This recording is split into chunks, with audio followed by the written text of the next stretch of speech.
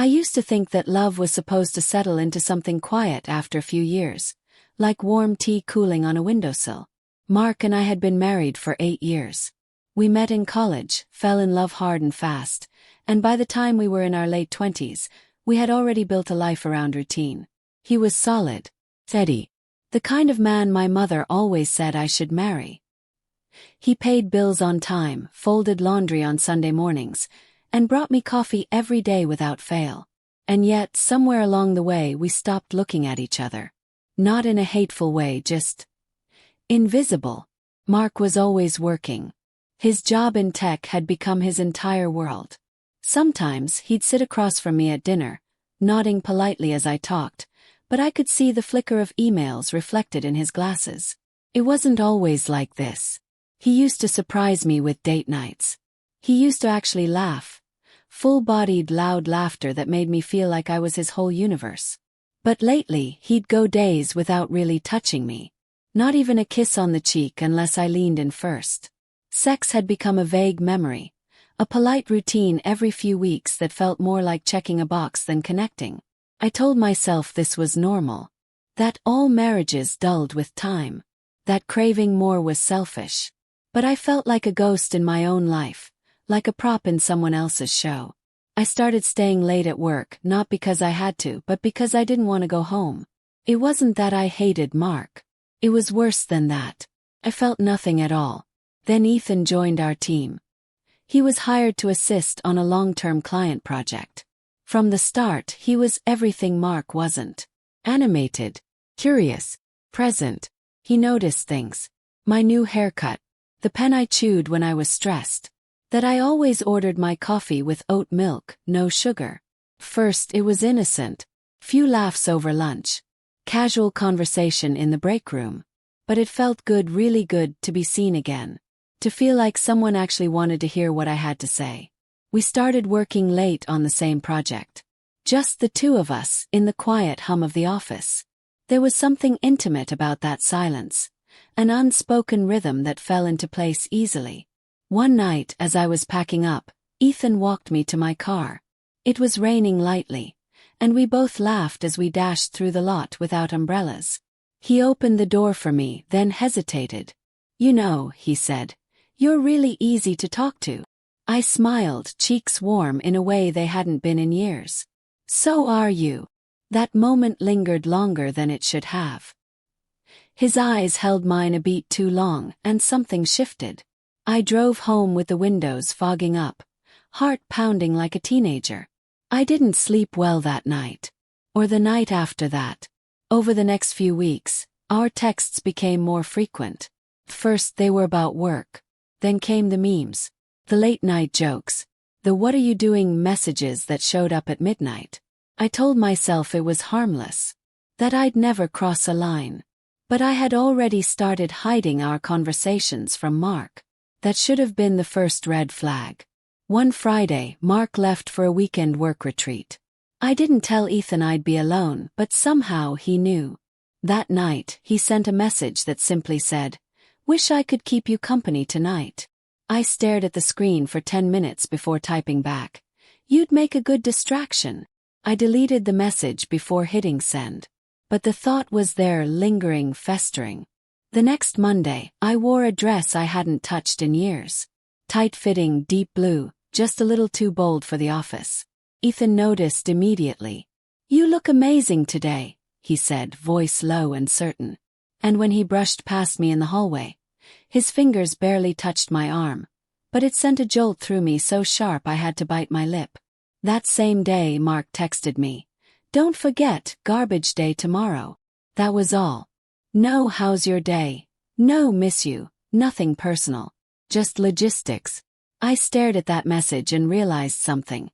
We hadn't said "I love you" in over 3 weeks. I don't remember who suggested the after-hours drinks. Maybe it was me. Maybe it was Ethan. But we ended up at a quiet bar near the office, tucked in the back booth.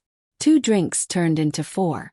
Our knees touched under the table, and neither of us moved. At one point he looked at me and said, "You deserve to be adored, you know." I didn't answer. Couldn't. I just stared at my hands and felt something in my chest split open. I hadn't felt adored in years. When he reached for my hand, I let him take it. And I didn't let go. I wish I could say that I pulled away. That in that moment, as Ethan's fingers laced with mine across the booth table, I remembered who I was supposed to be. But I didn't. I held his hand, and when he leaned in and brushed his lips against mine, I closed my eyes and kissed him back. It wasn't reckless. It wasn't frantic. It was slow and searching, like we were trying to find something inside each other that had been missing elsewhere.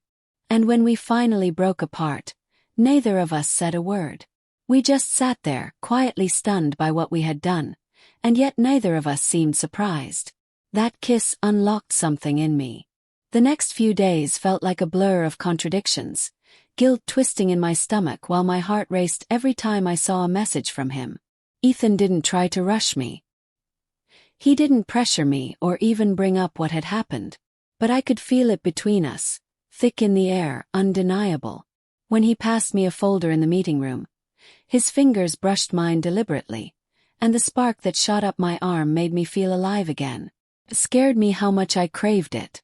The second time we kissed was in the parking lot inside my car. It was darker this time, more desperate. I remember clinging to his shirt like I needed to hold on to something real, something solid. I knew it was wrong. Every voice in my head screamed at me to stop. But I didn't. And soon, the line we had tiptoed around for weeks was gone entirely. We began seeing each other in secret. Always careful. Always planned. It was almost too easy. Mark never questioned me. He was so used to me staying late at work, so used to our distance, that he didn't even notice when I started spending nights at a hotel near my office. Ethan and I would meet there, slipping into something that felt like a different universe. For a few hours, I wasn't a wife or a disappointment. I was wanted, desired, worshipped. He would kiss my collarbone and whisper things like, "You make me crazy." And for a while I let myself believe that passion like this could rewrite everything else. But the high never lasted. I would go home and shower in silence, scrubbing my skin like I could wash off what I had done. I'd crawl into bed beside Mark, who was always turned away from me, already half asleep, and I'd stare at the ceiling wondering if he could smell someone else's cologne on my skin. He never said a word. Maybe he didn't notice. Maybe he didn't want to. I started practicing my lies. I would rehearse them in my car before I walked through the front door. Client dinner ran late. We had to redo the report for tomorrow. Traffic was insane. They came out smooth, believable, easy. And yet every time I said one, a piece of me chipped away. One night Lena, my best friend since college, invited me for drinks. We hadn't seen each other in a while. I almost cancelled, but guilt made me show up. Halfway through the second glass of wine, she looked at me and said, "You're different lately. Is something going on?" I laughed it off, but she didn't smile. She just watched me quietly. Then she asked, "Emily, are you seeing someone else?" My heart stopped. I hadn't told a soul. Not one. And yet Lena saw right through me. I tried to deflect. I told her things had just been rough with Mark, that I felt alone, that I was confused. But she reached across the table and took my hand. "I'm not judging you," she said. "I just want you to ask yourself if this is who you really want to be." I didn't answer her. Couldn't. Instead, I went home and cried in the shower until the water ran cold. A week later, Ethan and I were in bed, wrapped in one another like always. He kissed my shoulder and said, "You know, you don't have to go back. We could have something real. If you wanted it." Froze.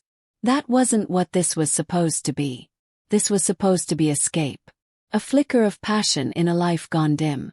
But I didn't want to choose. I didn't want to be with just one of them. I wanted the security of Mark and the electricity of Ethan. But I knew that eventually I'd have to decide. I pulled away from Ethan gently and told him I needed time. He didn't push. He just nodded and said, "I'll wait." But something had shifted. What had once felt like a dream had started to feel like a trap. I was tangled in lies, in longing, in two versions of myself I no longer recognized. And then one night I walked into the house and found Mark sitting at the kitchen table, lights off, staring at his phone. He didn't look up right away. When he finally did, he spoke so softly it barely registered. "We need to talk." I stood frozen in the doorway. Mark's voice hadn't been sharp or angry, just tired, heavy. Like a man who had finally stopped trying to convince himself he didn't already know. The silence stretched between us, thick and unbearable. I didn't say anything. What could I possibly say? He looked up at me with eyes I hadn't really looked into in months. There was no shouting, no accusations, just a quiet kind of sadness that sank straight into my chest. He gestured for me to sit, and I did mechanically, my heart pounding in my ears. "I saw a message," he said finally. "Nothing explicit. Just enough to know something's wrong." I opened my mouth, searching for a lie, something to protect myself, to protect him. But the words wouldn't come. I felt them swell up and choke me like a dam finally breaking. My throat tightened and suddenly I was crying. Ugly, unstoppable sobs I hadn't even known were waiting inside me. "I'm so sorry," I whispered. "I didn't mean for it to happen. I didn't plan it. I don't even know who I am anymore." Mark just nodded like he had already heard this in his head 100 times. "How long?" he asked, not coldly, not with venom, just quietly, like someone asking how long the rain had been falling after realizing they were already soaked. "Not long," I said truthfully. "A few months." He rubbed his face with both hands and sighed. Then he leaned back in his chair and looked at the ceiling, as if the answers might be written there. "I've known something was wrong for a long time," he said. "I thought maybe you were depressed. Or maybe I had done something. I kept thinking if I just worked harder, made things more stable, fixed myself, you'd come back." I stared at him, stunned. "Fixed yourself?" He nodded. "I've been seeing a therapist. For 6 months. I didn't tell you because I didn't want you to feel like I was blaming you for anything. I just wanted to understand why we drifted. Why you didn't want to talk to me anymore. Why you looked at me like I was furniture." His voice didn't tremble, but I could see the pain in the tightness around his mouth, the way his hands fidgeted in his lap. "I was planning to take you away next month. Somewhere quiet. Just the two of us. I thought maybe if we had space to breathe, we could find each other again." I felt like the floor was tilting beneath me.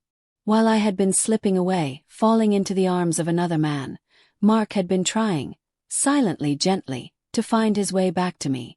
And I had never even noticed. "I thought you didn't care anymore," I whispered. "I did," he said. "I do. I just didn't know how to reach you. There was nothing I could say that would make any of it right. The damage had been done. I had betrayed him, not just with my body but with my heart, with my silence, with my decision to let someone else fill the space he had left behind, instead of telling him the space was even there." The next day I met Ethan after work. I told him what had happened, that Mark knew, that I was unraveling. Ethan listened quietly, arms folded, leaning against the hood of his car. He didn't reach for me, didn't comfort me. He just nodded and after a long pause said, "So, what now?"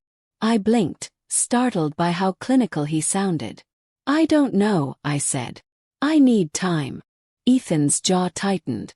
"I thought maybe you were serious about us, but maybe I was just the break you needed from a boring life."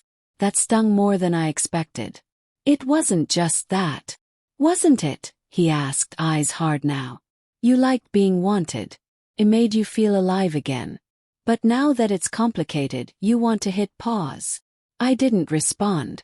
Because he wasn't entirely wrong. Maybe he had been a lifeboat in a storm, and now that the water had stilled, I didn't know which shore to swim toward. He shook his head and walked away without another word. And just like that, whatever illusion we had built cracked in the daylight. That night I didn't go home. I booked a room alone. I called Lena and told her everything. I didn't ask for advice. I just needed to say it out loud. To finally stop pretending. Over the next week, Mark and I talked. Not to fix things, not yet, but honestly, for the first time in years. He didn't ask me to leave, but I offered. I told him I needed space to understand why I did what I did. To figure out what I wanted. Not from him, not from Ethan, but from myself. So I packed a small bag and moved into a friend's guest room. There was no dramatic ending. No big scene. Just two people who had finally stopped pretending everything was fine. Sometimes I still scroll through old photos. I see the woman I used to be. Smiling beside a man who loved her in his own quiet way. I also see the woman I became. Restless, hungry, desperate to feel seen. I can't blame either of them.